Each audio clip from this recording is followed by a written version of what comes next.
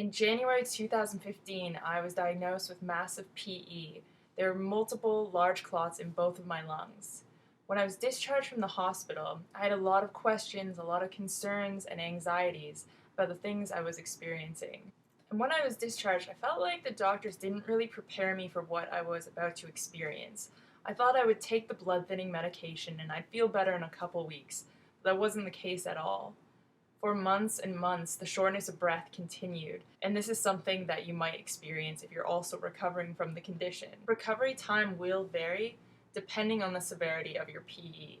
So if you have a small clot in one lung, your recovery time is most likely going to be a lot quicker and easier than somebody who had large clots in both lungs, like myself. These are some of the things that I continued to experience for months and months, and I did get really anxious several times along the way, because I would talk to doctors and they would tell me, oh, you should be feeling better by now, but I just wasn't. So I wanted to share with you in case you're experiencing something similar. For several months, shortness of breath continued. It was constant. There was never a moment of the day where I didn't feel really short of breath. Even just lying down and trying to talk to people was very difficult. The other thing that was happening to me is I was getting a lot of skipped beats, things that are called PACs and PVCs, which is when your heart kind of like skips a beat and then beats really forcefully. These things were making me anxious because they were happening all the time. Even if I just moved or stood up or shifted in bed, I would feel like my heart was doing strange things. The other symptom that I was getting was chest pain. It was similar to what I was experiencing before I was diagnosed, and it was sharp and it was stabbing and it felt like it was right around where my heart was.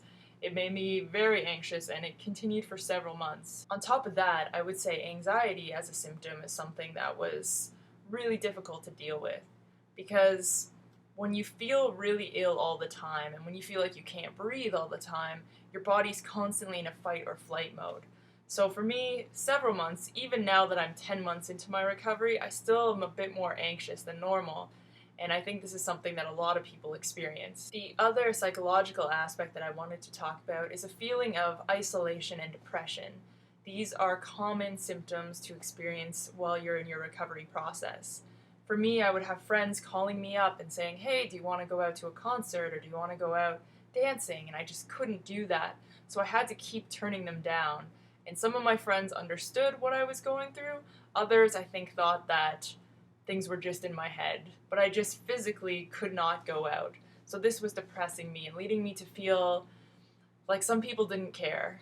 10 months in, I'm starting to realize that it's not that they didn't care, it's just that they didn't fully understand.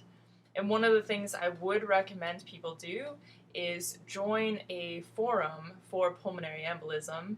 There's one on a website called dailystrength.org, where people who are going through PE recovery get together and they talk about things that they're experiencing and things that they're feeling. And it just helped me feel like I was not alone. For me, I'm about 10 months into my recovery, and I'm still not 100%, but I'm so much better than I was 10 months ago. And I would say I didn't start to feel even normal until around the 5 or 6 month mark. So that's how long things can take.